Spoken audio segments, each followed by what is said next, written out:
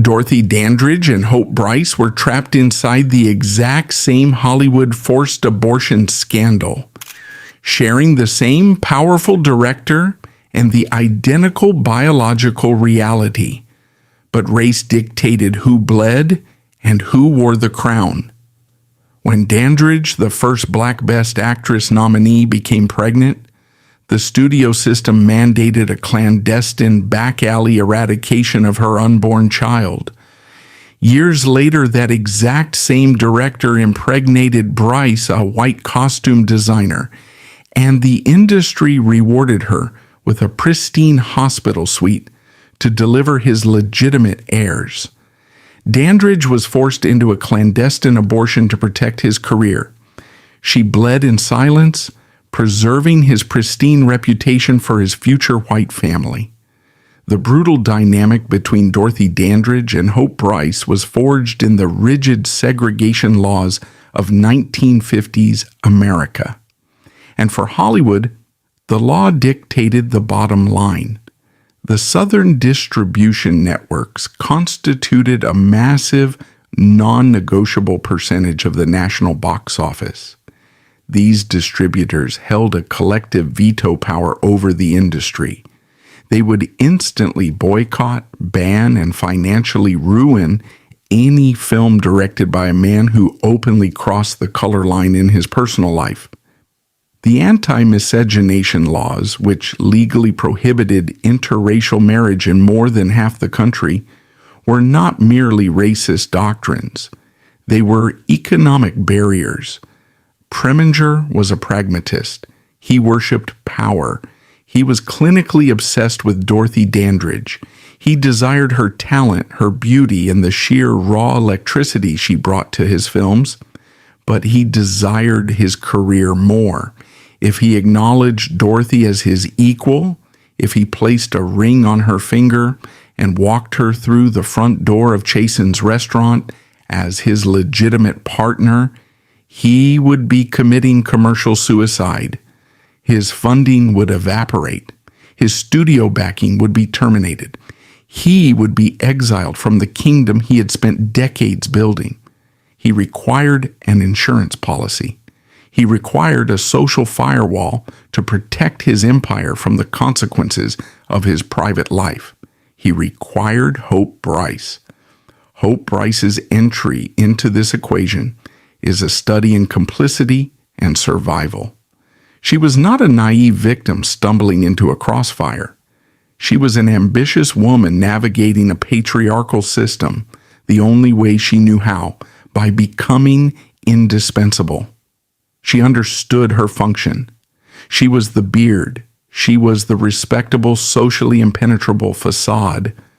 Hope traded the chaotic, dangerous potential of romantic passion for the cold, hard currency of institutional security.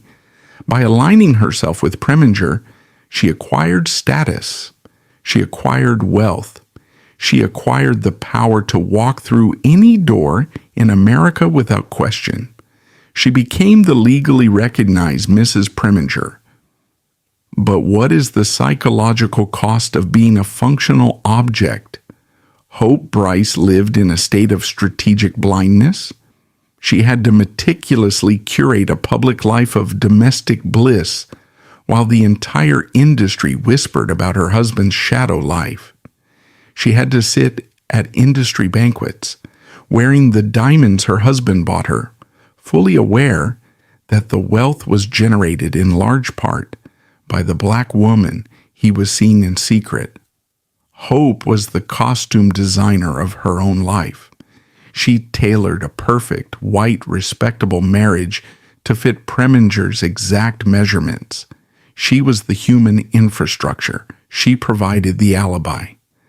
Every time Hope smiled for a society photographer, every time she hosted a dinner party in their sprawling estate, she was actively reinforcing the racial hierarchy that kept Dorothy locked in the dark. Hope's respectability was weaponized. It was the blunt instrument Preminger used to batter Dorothy into submission. Hope was the visual proof that Dorothy could never win. Across town, Dorothy Dandridge was suffocating inside a gilded cage of Hollywood's hypocrisy. Dorothy was arguably the most famous black woman on the planet. Her performance in Carmen Jones was a seismic cultural event. She radiated a sophisticated, lethal sexuality that terrified and captivated white America. She was promised the world. She believed she had finally shattered the glass ceiling. She believed her talent had rendered her color invisible. It was a devastating miscalculation. The moment the cameras stopped rolling, Dorothy's divinity was instantly revoked. She was stripped of her cinematic immunity. In the eyes of the law and in the eyes of the man who claimed to love her, she reverted to being a second-class citizen. The relationship between Dorothy and Preminger was an exercise in extreme psychological subjugation. Preminger isolated her. He convinced her that he alone possessed the power to navigate the treacherous, racist waters of the studio executives on her behalf. He demanded her total submission behind closed doors. He drained her energy, her youth, and her psychological stability, and he fed her lies. He fed her just enough hope to keep her compliant. He whispered promises of a future together. He told her the rules of society did not apply to them. He told her he would leave his respectable white world and build a new one with her. Dorothy believed him because the alternative was too horrifying to contemplate. To admit that Preminger was using her was to admit that her entire ascent was an illusion. She clung to his promises like a drowning woman clinging to an anchor. But the reality of her existence was a daily grinding humiliation. This is where the contrast between Dorothy and Hope becomes a study in systemic cruelty. Hope Bryce wore a wedding ring that symbolized legal protection and societal approval. Dorothy Dandridge wore expensive gifts that functioned as hush money. Hope Bryce's future was secured by marriage contracts and property deeds. Dorothy Dandridge's future hinged entirely on the fickle, exploitative whims of a man who viewed her as contraband. Dorothy was fighting a war she did not realize was already lost. She thought she was fighting for a man's heart. She was actually fighting against a multi-billion-dollar corporate monopoly that had already predetermined her obsolescence. The system required her to be desperate. A secure, independent Dorothy Dandridge was a threat to the established order. A terrified, dependent, exhausted Dorothy Dandridge was an asset that could be easily managed. Preminger orchestrated this dependency with the precision of a military campaign. He compartmentalized the two women entirely. He used Dorothy's raw, visceral talent to build his critical acclaim and box office dividends. He then used Hope's social standing to launder that reputation and solidify his power among the studio heads. He built his kingdom on the fractured spine of a black woman while installing a white woman on the throne. The psychological toll on Dorothy was catastrophic. She lived in a permanent state of high-wire anxiety. She was required to project the image of a flawless, untouchable superstar to the press, while privately enduring the degradation of being a secret mistress. She was a ghost in her own life. She was hyper-visible on the silver screen, yet completely invisible in the corridors of actual power. She watched Hope Bryce from afar. She saw the photographs in the social pages. She saw the woman who held the title she was promised. It is impossible to overstate the acid of that specific jealousy. It was not merely the jealousy of a woman who wants another woman's husband. It was the existential despair of a woman who realizes she's being denied a basic human right, the right to exist openly and legally with her partner, strictly because of her biology. Hope Bryce was the living embodiment of the racial barrier Dorothy could never cross. Hope did not need to be more talented, more beautiful, or more charismatic than Dorothy. She only needed to be white. That single biological fact rendered Hope invincible in the 1950s Hollywood ecosystem. And Hope knew it. She may not have orchestrated the segregation laws, but she benefited from them immensely. She occupied the safe harbor. She watched the storm tear Dorothy apart from behind shatterproof glass. The complicity of the functional wife is a dark, largely unspoken chapter of Hollywood history. Hope did not have to actively destroy Dorothy. She simply had to exist, to hold her ground, to wear the ring, and let the system do the crushing. The industry elite watched this dynamic unfold with absolute apathy. The studio executives, the legal fixers, the powerful gossip columnists, they all knew. The affair was the worst kept secret in Los Angeles, but they maintained the omerta of the golden age. They protected the white director and his white shield. They watched the black actress walk blindly into a psychological meat grinder, and they did not intervene. Empathy is a poor investment in a capitalist monopoly. The machine required fuel. The executives required profits. Dorothy Dandridge was burning at both ends to illuminate a room she was not legally allowed to enter. Preminger had successfully established the perimeter of his empire. He had his public infrastructure in Hope. He had his private, exploitable resource in Dorothy. The trap was fully operational.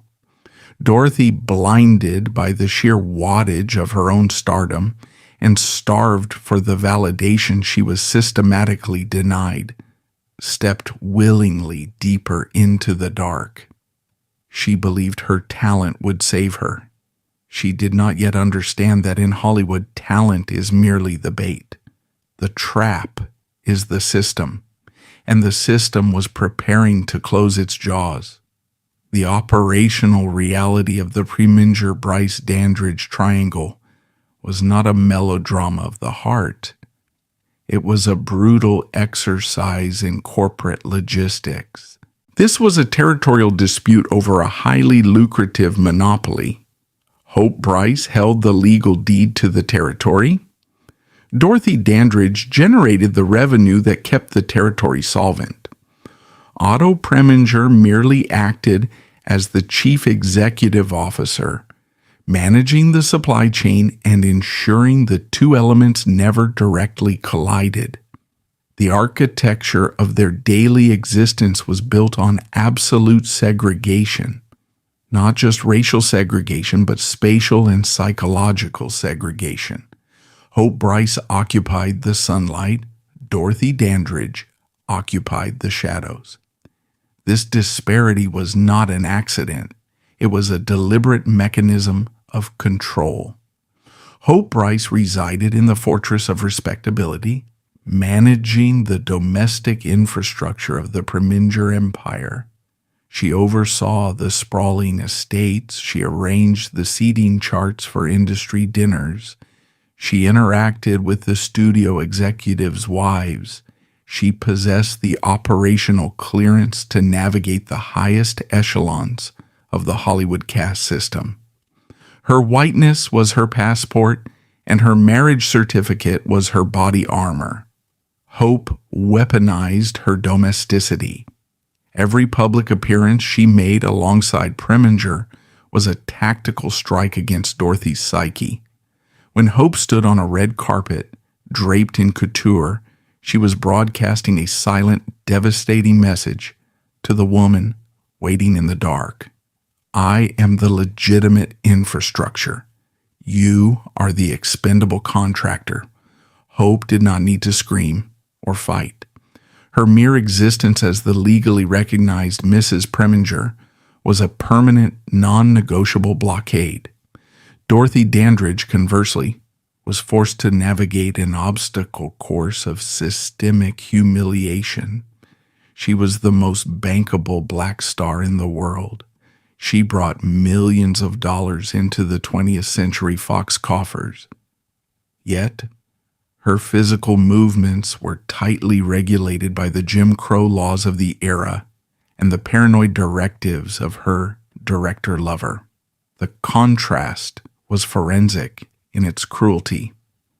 Hope Bryce walked through the front doors of the Waldorf Astoria. Dorothy Dandridge was escorted through the service entrances, past the industrial kitchens and the garbage disposal units, to reach a service elevator. Hope Bryce signed hotel registers with her legal name. Dorothy Dandridge was checked into rooms under aliases, smuggled through quarters like illicit cargo. Dorothy was living a schizophrenic existence. On the soundstage under the lighting rigs, she was treated as royalty. She was the focal point of a multi-million-dollar production. The crew deferred to her. Preminger directed her with obsessive precision, extracting every ounce of her charisma to capture it on celluloid. But the moment the director yelled "cut," the illusion was instantly shattered. The queen of the soundstage reverted to being a contaminant in the real world. She would leave the set, stripped of her cinematic immunity, and return to a segregated reality. She would wait in a hotel room for Preminger to arrive. She would wait while Preminger attended industry functions with Hope Bryce. She would wait while the man she loved publicly reinforced the very racial hierarchy that kept her subjugated. This waiting was a form of psychological torture. Preminger orchestrated it flawlessly. He kept Dorothy in a state of suspended animation. He fed her a steady diet of promises. He told her he was working on a solution. He told her the marriage to Hope was merely a business arrangement, a temporary necessity to appease the studio executives. He gaslit her into believing that her talent would eventually transcend the legal and cultural barriers of the 1950s. Dorothy believed him because her survival depended on that belief. She had staked her entire psychological infrastructure on the premise that her stardom was a shield. She thought she was fighting a war of merit. She believed that if she acted brilliantly enough, if she looked glamorous enough, if she earned enough capital for the studio, she could purchase her legitimacy. She believed she could out-earn her skin color. She believed she could displace Hope Bryce through sheer box office dominance. It was a catastrophic miscalculation. Hollywood capitalism did not operate on merit. It operated on risk assessment. Dorothy was a high-yield, high-risk asset. Hope Bryce was a zero-risk, stable infrastructure. The system would never allow the asset to replace the infrastructure. Hope Bryce understood this mathematics perfectly. She occupied her position with the cold, detached efficiency of an auditor. She did not engage in public spats. She did not lower herself to acknowledge the existence of the other woman. To acknowledge Dorothy would be to validate her as a threat. Hope's silence was absolute, and it was lethal. By refusing to fight, Hope forced Dorothy to punch at a phantom. Dorothy was expending massive amounts of emotional energy trying to dismantle a woman who simply refused to enter the arena. Hope's passive dominance was the ultimate insult. It signaled to Dorothy that she was not even worthy of a confrontation. She was merely an occupational hazard of being married to a powerful director. The psychological attrition escalated. Dorothy began to internalize the segregation. She began to see herself through the clinical depreciating lens of the studio system. She was generating wealth, but she possessed zero equity. She was wearing diamonds, but she could not secure a legal contract of marriage. She was a global icon, but she was entirely disposable. The tipping point, the moment the illusion of parity was completely obliterated, occurred not in Los Angeles, but in the neon-lit desert of Nevada. It was a masterclass in systemic degradation. It was the Las Vegas pool incident. In the mid-1950s, Las Vegas was the lucrative frontier of the entertainment industry. It was also rigidly, violently segregated. Dorothy Dandridge was booked to perform at a premier hotel and casino. She was the headline act. Her name was in lights on the marquee. She was the primary economic engine for the venue that week, drawing massive crowds and generating enormous revenue for the casino floor. She was treated as a VIP asset inside the showroom, but the perimeter of her value ended at the edge of the stage. One afternoon, seeking relief from the desert heat, Dorothy walked down to the hotel swimming pool. It was a space strictly reserved for white patrons. The management, terrified of offending their white clientele, but equally terrified of alienating their star attraction, watched in a state of paralyzed panic. Dorothy did not swim. She merely sat on the edge of the pool. She took off her shoes. She dipped the toes of one foot into the water. It was a micro-action, a fraction of an inch of physical contact. The reaction of the hotel management was immediate, clinical, and devastating. The moment Dorothy removed her foot and walked away, the hotel dispatched a maintenance crew. They evacuated the pool area. They opened the industrial valves. They drained the entire swimming pool. Thousands of gallons of water were flushed into the Nevada desert. They did not drain the pool because it was dirty. They drained the pool to undergo a process of biological decontamination. They sent a clear, unassailable message to the public, to the industry, and directly into the psychological core of Dorothy Dandridge. Your physical body, regardless of your fame, regardless of your wealth, is a contaminant. This was not a random act of racism by a rogue hotel manager. This was the execution of a corporate protocol. The hotel was protecting its core demographic. Where was Otto Preminger during this atrocity? Where was the man who claimed to love her, the powerful director who promised to protect her? He was silent. The entire Hollywood infrastructure was silent. Preminger did not pull her from the venue. He did not issue a condemnation. He did not leverage his massive industry power to demand respect for his leading lady. He calculated the variables. To defend Dorothy publicly would require him to acknowledge their relationship. It would require him to risk his own capital. It would require him to step out from behind the protective shield of Hope Bryce. Preminger chose the system. He chose the shield. He watched the water drain from the pool, and he did nothing. Dorothy Dandridge's breaking point was finalized in that moment. The draining of the pool was a physical manifestation of her erasure. It was the absolute confirmation that she was operating in a system that would gladly take her money, while viewing her very existence as a biological threat. She realized with terrifying clarity the true nature of the triangle she was trapped in. Hope Bryce did not have to be present in Las Vegas to win that battle. Hope Bryce won by default. Hope Bryce could swim in any pool in America. Hope Bryce could walk through the front door of that same Las Vegas hotel, demand a suite, and be treated with absolute deference. simply because of her genetic lottery. Hope's victory was passive, structural, and permanent. The incident shattered Dorothy's remaining armor. The cognitive dissonance became unbearable.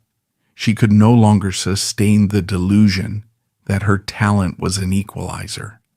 The system had looked her in the eye and told her exactly what she was, a highly paid contractor with zero human rights. When she returned to Los Angeles, the dynamic of the affair shifted from desperate hope to toxic dependency. She was broken. Preminger had allowed the system to crush her, and then he stepped in to act as her only remaining lifeline. He medicated her despair with more false promises. He tightened his grip. Dorothy was now a casualty of a silent war. Hope Bryce remained the untouched, pristine victor. Hope continued to host the dinners. She continued to wear the ring. She continued to provide the operational cover for her husband's empire. But a cornered animal is unpredictable. Dorothy Dandridge had lost the social war. She had lost the legal war. She was being systematically erased by the sheer blunt force of Hope Bryce's white privilege and Otto Preminger's corporate cowardice. Dorothy realized she had only one weapon left. It was not her talent. It was not her box office draw. It was the only thing the system could not completely control: biology. If she could not out-earn Hope Bryce, if she could not outmaneuver the anti-miscegenation laws, she would bypass them entirely.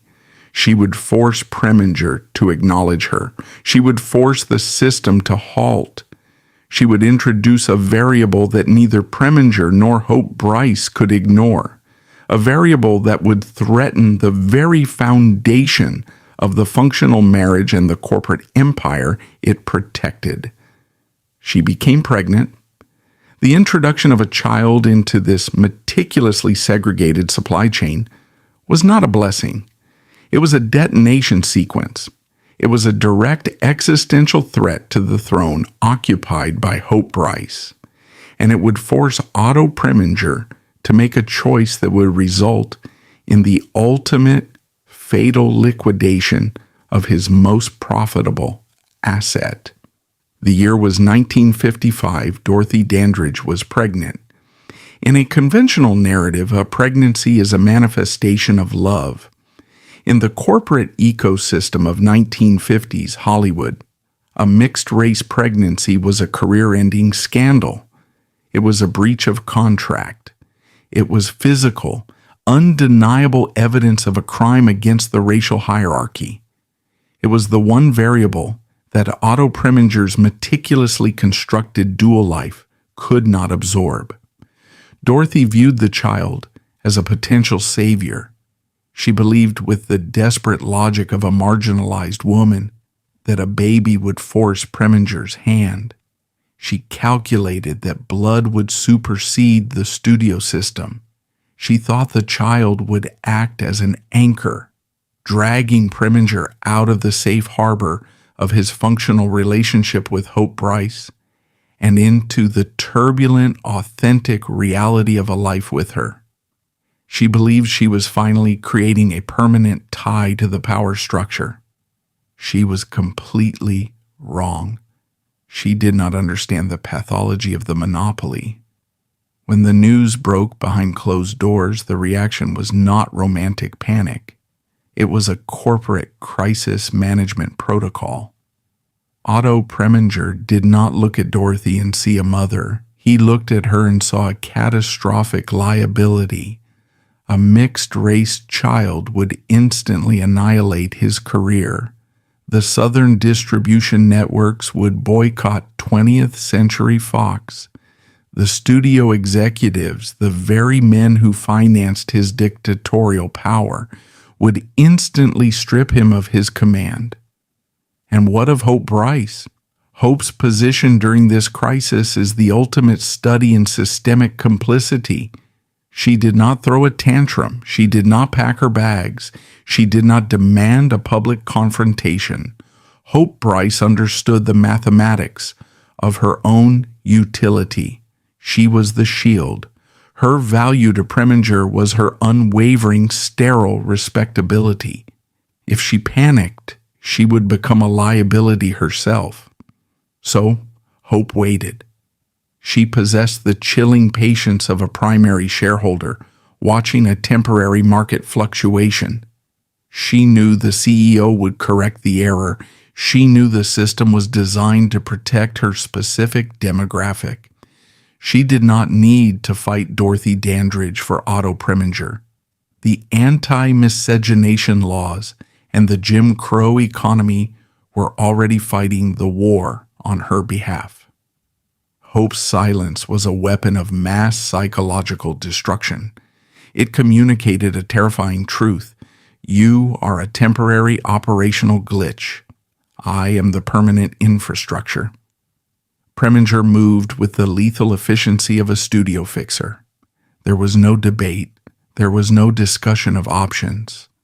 Dorothy's bodily autonomy was instantly revoked. In the eyes of the Hollywood machine, she was an asset that had malfunctioned, and the malfunction had to be surgically removed before it contaminated the balance sheet. Preminger ordered the abortion. This was not a medical procedure. It was an execution of a corporate threat. In the 1950s, abortion was illegal. It was a dangerous underground industry. But for men of Preminger's wealth and status, the law was merely a pricing mechanism. He bypassed the legitimate medical establishment and funneled Dorothy into the shadowy network of back alley clinics that serviced the industry's elite. The psychological violence of this act cannot be overstated. Dorothy was not given a choice. She was forced into a clandestine facility. The woman who had just commanded the screen in Carmen Jones, the woman who had generated millions of dollars, was stripped of her glamour and reduced to a problem requiring physical erasure. Preminger paid the cash. The doctor utilized the instruments. The biological evidence of the interracial affair was scraped away. The threat to Fox Studios' revenue was neutralized. The threat to Hope Bryce's position was liquidated. Dorothy Dandridge woke up in that dingy recovery room entirely hollowed out. The abortion was the surgical removal of her last remaining delusion. She finally understood the parameters of her existence. She was a highly paid concubine.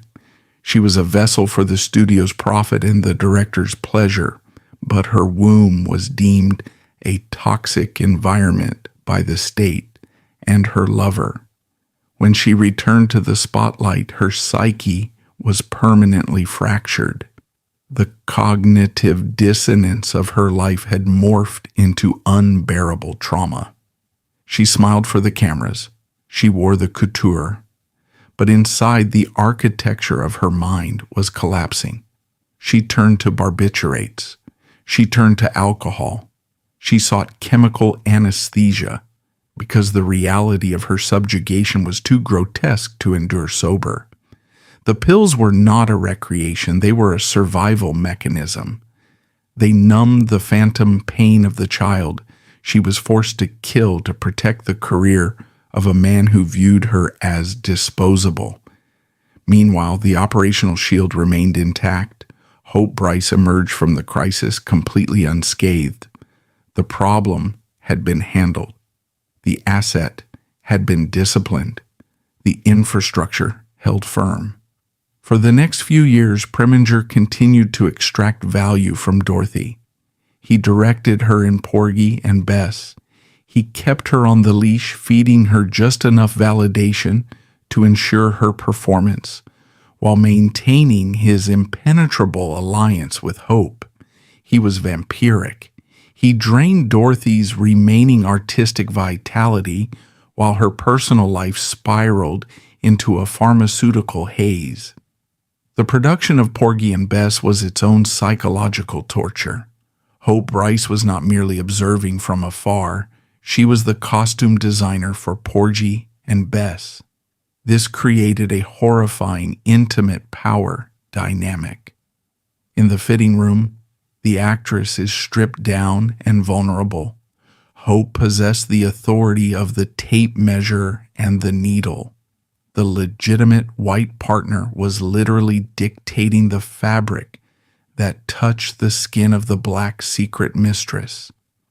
When Hope pinned a hem on Dorothy, she was establishing a physical perimeter. She was forcing Dorothy to stand perfectly still under the fluorescent lights and say, "Thank you," to the architect of her own subjugation. Hope reduced Dorothy from a human rival to a mere mannequin. Then came the final brutal phase of the liquidation. Otto Preminger had extracted every ounce of utility he could gather from Dorothy Dandridge.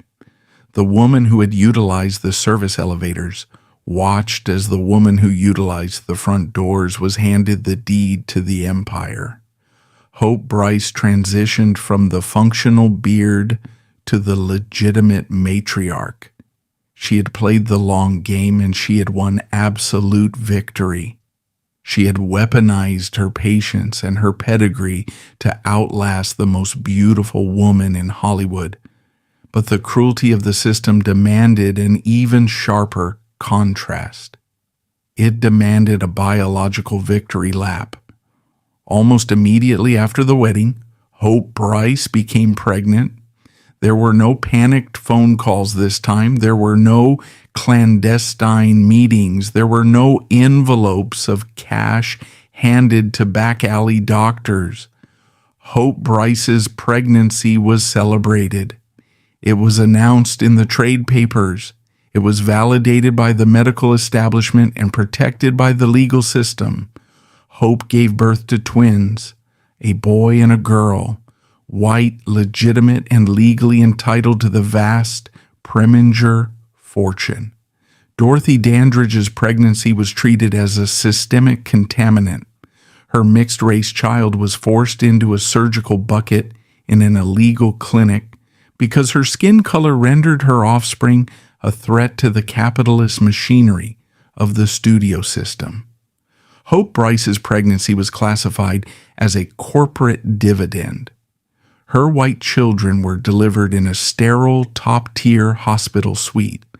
They were immediately baptized into the American aristocracy.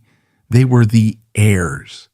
Hope stepped onto the highest pedestal of Hollywood society, not because she possessed superior intellect, deeper love, or greater talent.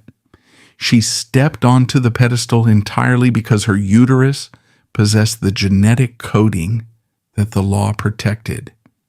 She was the beneficiary of a racist monopoly. For Dorothy, the birth of those twins was the final psychological kill shot. For Dorothy, sitting in her home and likely heavily medicated to blunt the edges of her despair, the reality was inescapable.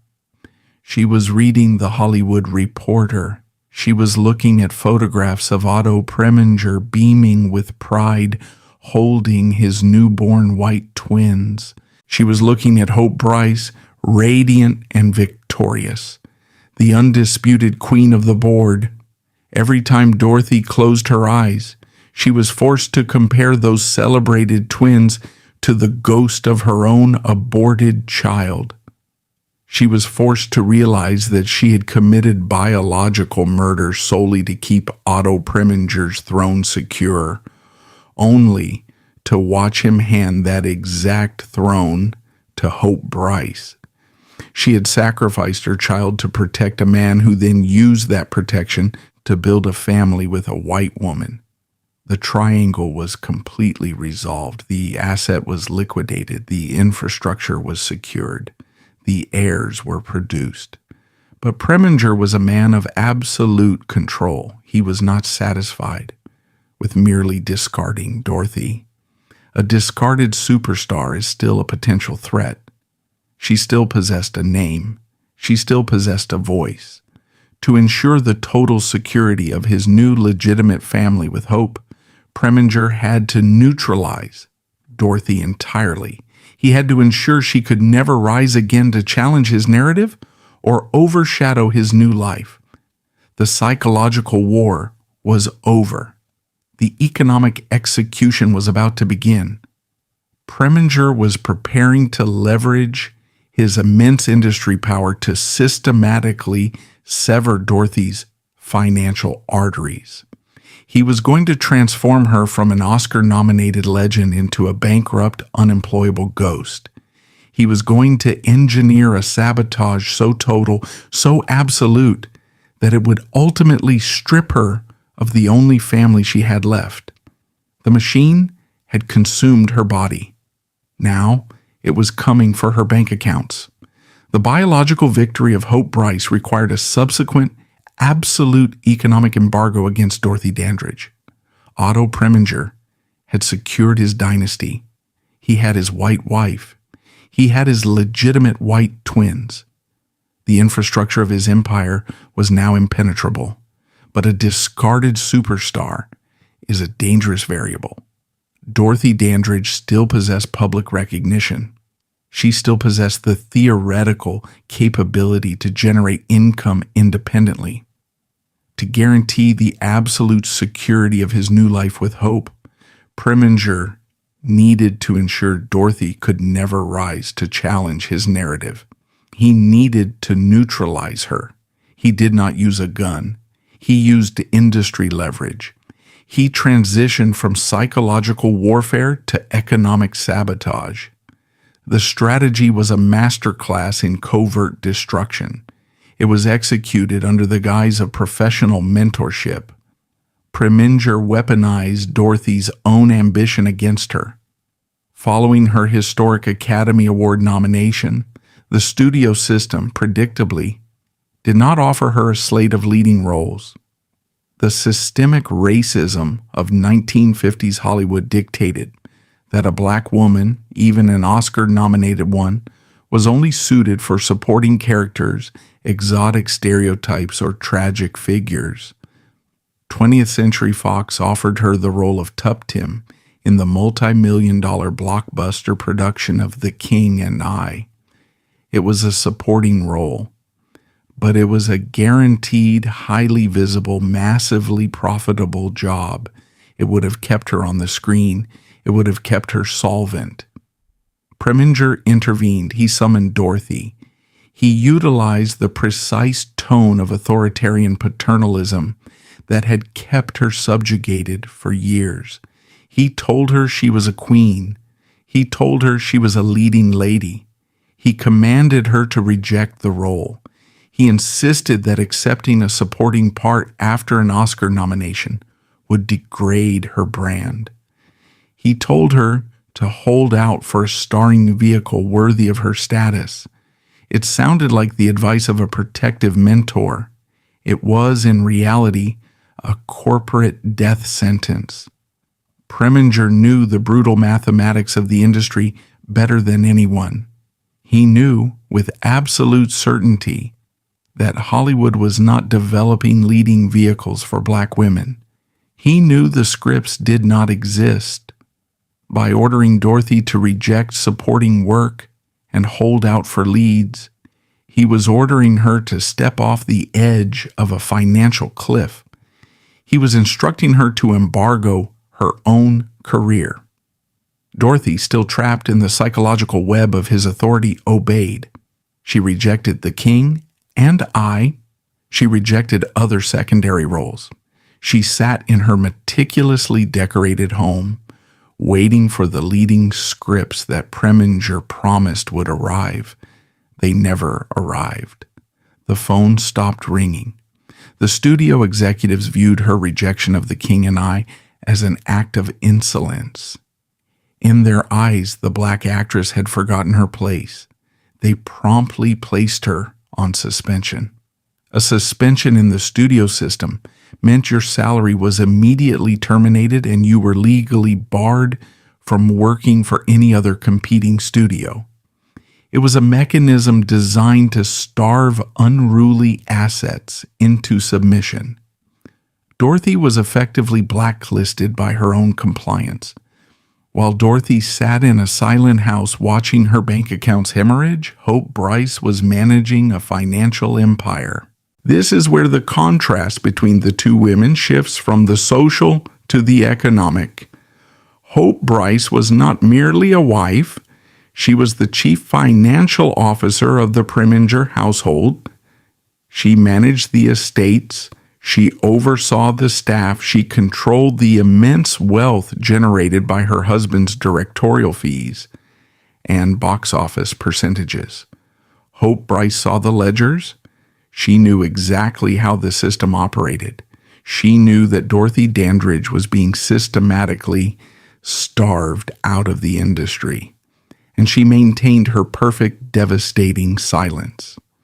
Hope's silence was an active participant in Dorothy's destruction.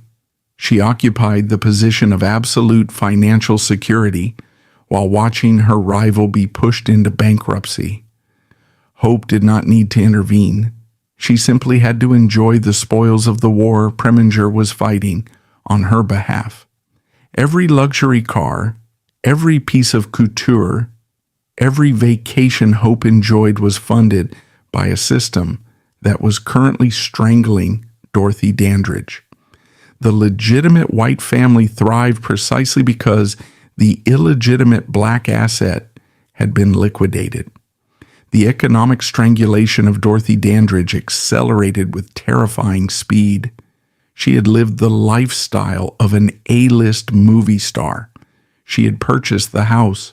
She had bought the clothes. She had maintained the facade of massive wealth because the studio in Preminger demanded she project an image of untouchable glamour. But without a weekly studio paycheck, the facade cracked. The debts accumulated. She owed the Internal Revenue Service. She owed lawyers. She owed agents. She was a woman drowning in the shallow end of the Hollywood pool, and the industry stood on the edge watching her sink. This financial ruin triggered the most grotesque and agonizing chapter of Dorothy's life. It exposed her ultimate vulnerability. It exposed heroin. Before Otto Preminger, before the Academy Award nomination, Dorothy had been married to a dancer named Harold Nicholas. That marriage had produced a daughter, Harolyn. Due to a tragic delay in medical care during her birth, Harolyn suffered severe, irreversible brain damage. She was profoundly intellectually disabled. She required round-the-clock specialized institutional care. Harolyn was the hidden anchor of Dorothy's existence. Behind the glamorous magazine covers and the sultry nightclub performances, Dorothy was a desperate mother, writing massive monthly checks to a private medical facility to ensure her daughter was protected, clean, and safe. The private institution was a fortress that shielded Harolyn from the brutal realities of the mid-century mental health system. It was an exorbitant expense. It required a constant, massive influx of capital. When Preminger convinced Dorothy to reject the supporting roles, he did not merely halt her career trajectory. He cut the financial supply line that kept Harolyn safe. As the bankruptcy closed in, Dorothy fought with the ferocity of a cornered animal. She liquidated her assets. She sold her home. She sold her jewelry. She took degrading, low-paying nightclub gigs in second-rate venues just to generate enough cash to pay the clinic. But the debt was a leviathan. It consumed everything. The day arrived when the accounts were completely empty. There was no more jewelry to sell. There were no more favors to call in. The private medical facility issued the final notice. Dorothy Dandridge, the woman who had generated millions for 20th Century Fox, could no longer afford to pay her daughter's medical bills. The contrast with Hope Bryce in this specific moment is the apex of the tragedy. In a sprawling, secure mansion in Beverly Hills, Hope Bryce was raising healthy, neurotypical white twins. She possessed an army of nannies, private pediatricians, and limitless resources. Her children were the heirs to a fortune.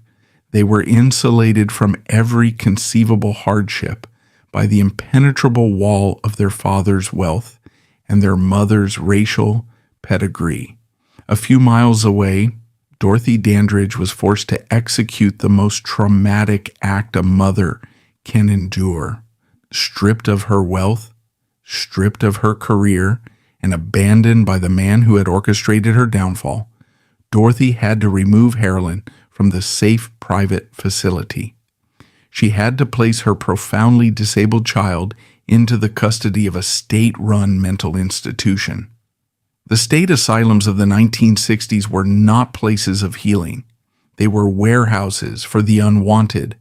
They were overcrowded, underfunded, and notoriously abusive. For a Black, severely disabled child, a state institution was a nightmare scenario. It was a forfeiture of human dignity. Dorothy had to sign the papers.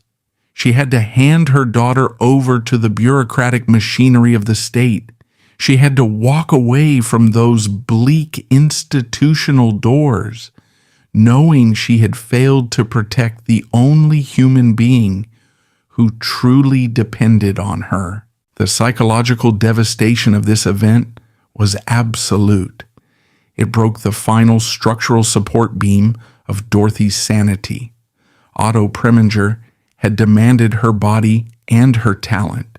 He had used her to elevate his own status. When she became pregnant with his child, a child that threatened his alliance with Hope Bryce, he forced her into an illegal clinic to have the fetus surgically removed. He robbed her of her unborn child to protect his corporate infrastructure.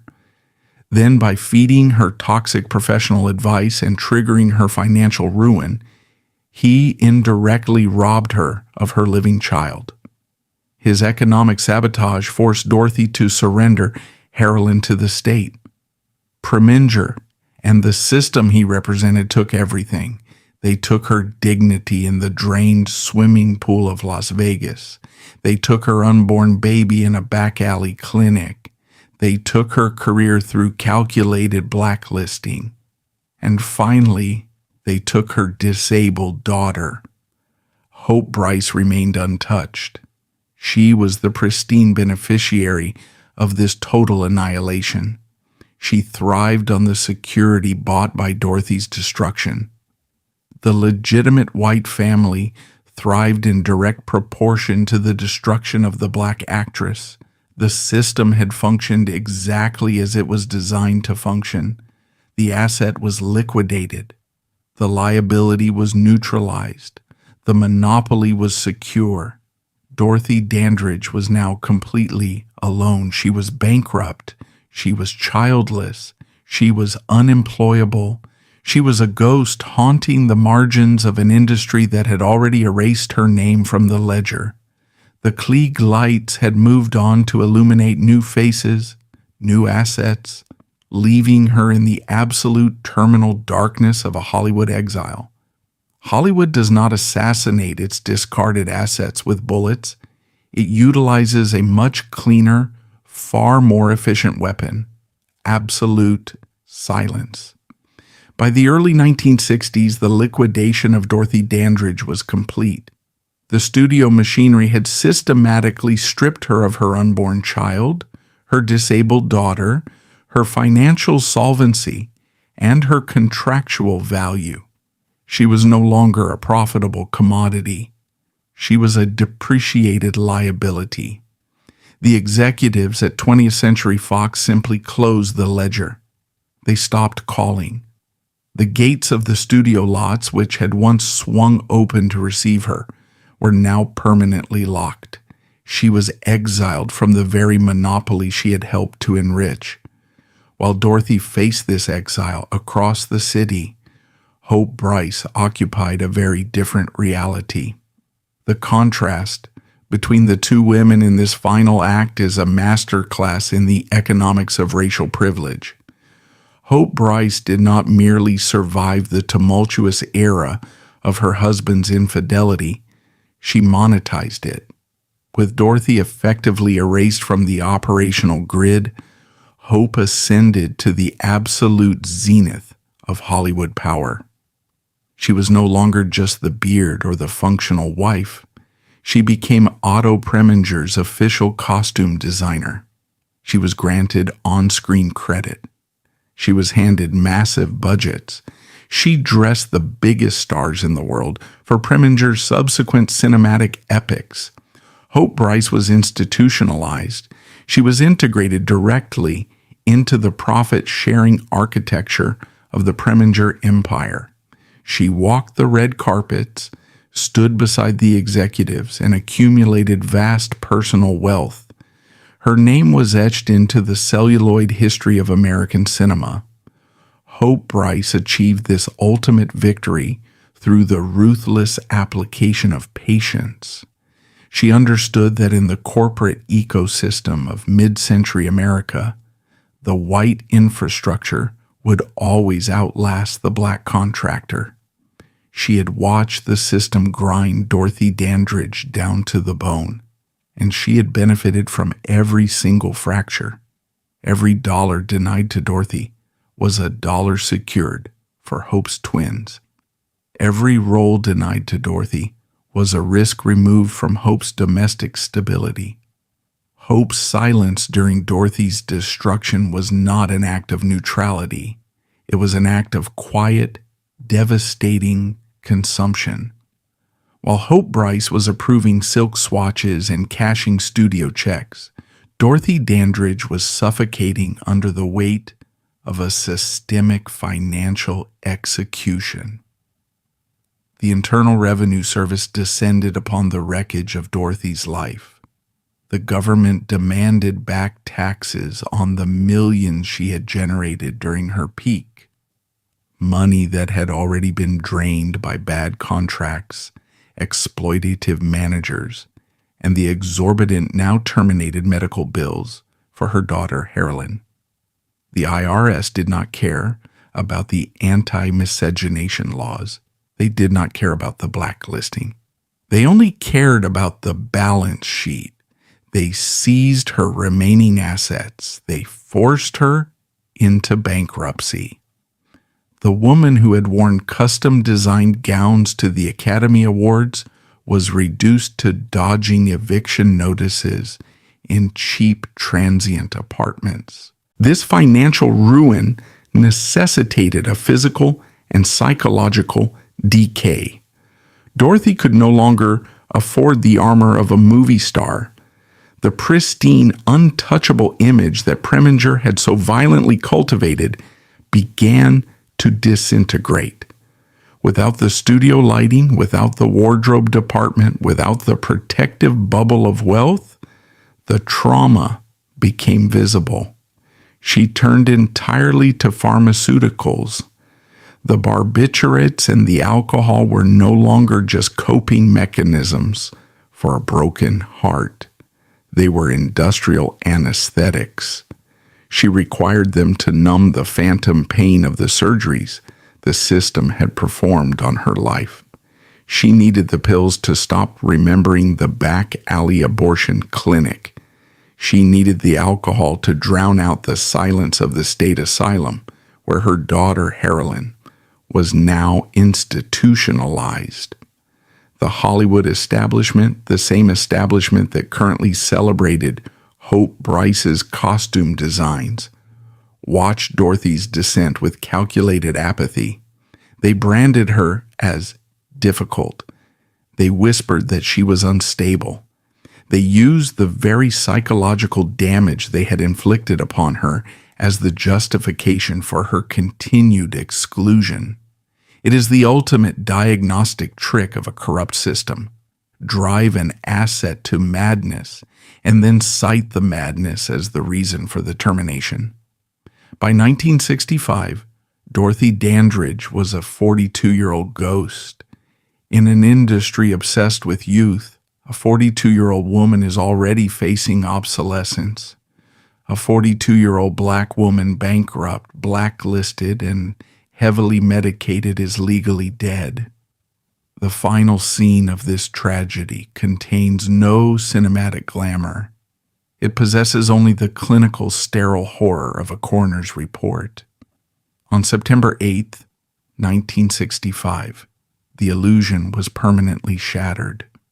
Dorothy Dandridge was found dead in a small rented apartment in West Hollywood. She was entirely alone.